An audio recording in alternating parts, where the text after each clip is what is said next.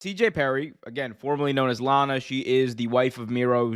She's also a former WWE superstar in her own right as well. She said on, what is this, Mike Wenmacher, hopefully I'm saying that name right. She said on a radio show, she expressed interest in him potentially returning to WWE, saying, quote, "The great thing about wrestling is it doesn't matter what company you work for, what promotion, anything can happen. Let's be honest. We know that everyone always returns back to WWE at some point."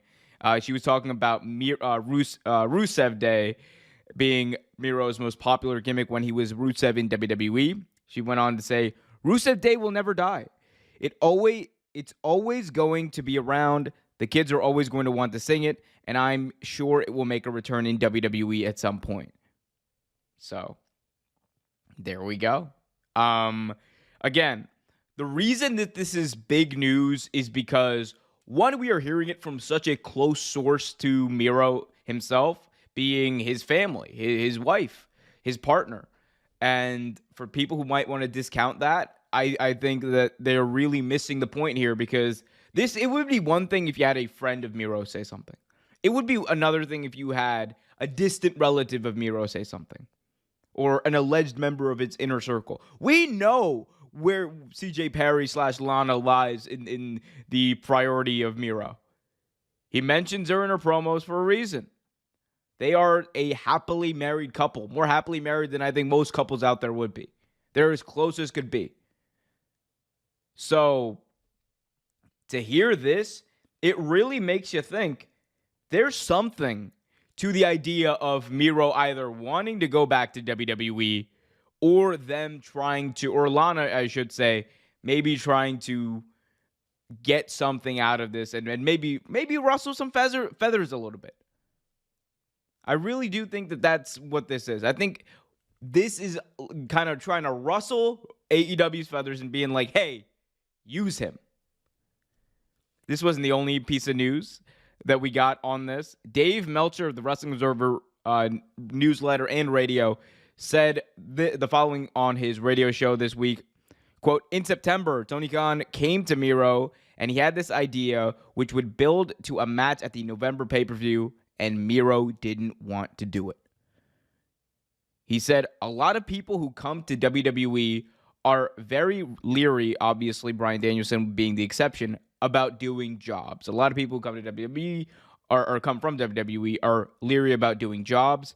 And then it becomes very difficult to book when you don't really want to do programs where you're going to lose." So that is what he said about this. And he hinted that the entire reason that Miro rejected this creative from Tony Khan and AEW is because it involved him losing at the November pay-per-view, which was Full Gear.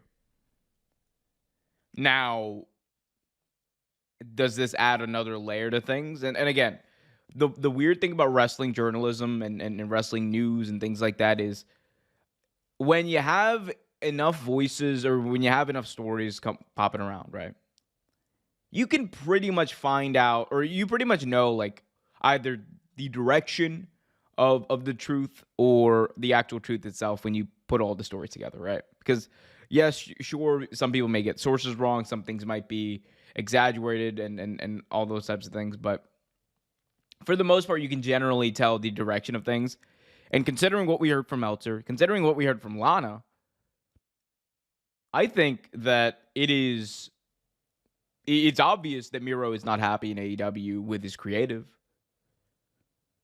And it's obvious that best case for him staying in AEW, this is Lana and Miro trying to say, hey, find me something to do. Otherwise, I have options, especially with Triple H in charge now. And it is going to be a problem for AEW. Like, don't think, like, we can talk about how off and on Hunter's booking of WWE TV has been. We can talk about how WWE is still out here making bad decisions, like firing Mandy Rose. We can talk about all that. But let's not dismiss the idea of WWE being a place where people who are in AEW are going to automatically say, oh, I'm not going there. Of course. They know they can get a bag in WWE. The entire reason you get in this business, by the way, or in that business, by the way, it's not because it's not just because you love professional wrestling. Obviously, it's a big motivating factor, but you're also there to make money. You're there to make a living, a livelihood.